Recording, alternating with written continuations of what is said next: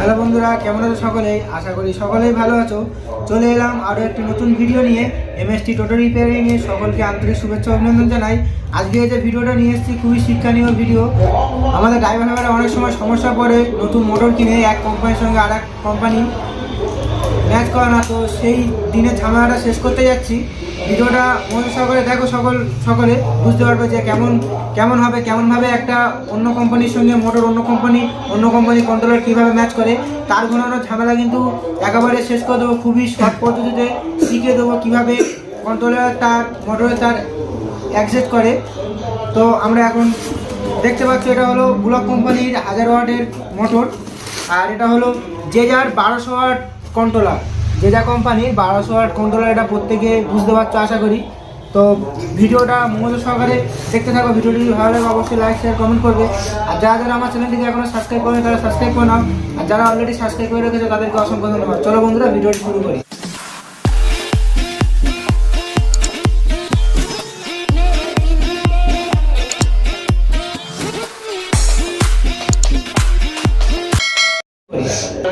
তো চলে এলাম বন্ধুরা ভিডিওতে। এবার আমরা মোটরটাকে সবার প্রথমে বাক্স থেকে বার করব। এটা কিন্তু ব্লকের 1000 ওয়াট মোটর আর জেজার 1200 ওয়াট কন্ট্রোলার। তো আমরা এখানে কিভাবে তারটাকে অ্যাডজাস্ট করব, কিভাবে মোটরের সেন্সার তার অ্যাডজাস্ট করব, আমরা কিন্তু সম্পূর্ণ ভিডিওর মাধ্যমে দেখাতে চলেছি। ভিডিও খুবই শিক্ষণীয় ভিডিও, ইন্টারেস্ট হতে চলেছে। ভিডিওটি মনোযোগ সহকারে দেখতে থাকুন, ভিডিওটি মোটো স্কিপ না করে দেখতে থাকুন। চলো বন্ধুরা, এখন আমরা সবার প্রথমে মোটরের তারটা কেটে নিয়ে কালারে সবার আগে দিয়ে দেখব যে কালারে আগে নেয় কিনা। সবার প্রথমে কিন্তু আমরা এখানে কিন্তু কালারে দেবো। যেমন সেন্সারের তার, মোটরের তার প্রত্যেকটা কিন্তু colour same to same colour. আমরা সবার প্রথমে কালারে দিয়ে দেখবো মোটরটা অ্যাডজাস্ট হয় কিনা, তারপরে আমরা কিন্তু তার ঘোরাবো এখানে। তো এখন আমরা এটা লাগাই।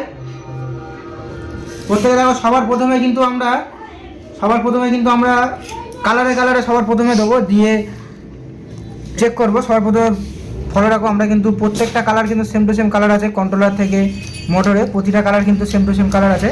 সবার আগে আমরা কালারে দেবো, একদম শর্টে বুঝিয়ে দেবো কীভাবে মোটরের তার অ্যাডজাস্ট করে। তো আমরা এখন হলুদ দেবো, সবুজ, নীলে নীল দেবো। খুবই শর্টের ভিতরে কিন্তু আমরা কিন্তু ভিডিওতে বুঝিয়ে দেবো কীভাবে একটা অন্য কন্ট্রোলারের মোটরের সঙ্গে কীভাবে সেটিং করে, সেটা কিন্তু আমরা খুবই শর্ট ভিডিওর মাধ্যমে বুঝিয়ে দেব। এগুলো কিন্তু আগে ভালো করে প্রতিটা তার ঘোরাবো, যখন প্রতিটা কিন্তু ভালো করে টাইট করে নেব। তো এবার আমরা সেন্সার তার দিয়ে দেবো। দেখো, আমাদের কিন্তু লালে লাল, কালোয় কালো, আর এখানে কিন্তু প্রতিটা কিন্তু সেম টু সেম কালার আছে। সবার আগে কিন্তু আমরা কালারে দেবো, কালার প্রতিটা ম্যাচ করব। ফলো করো।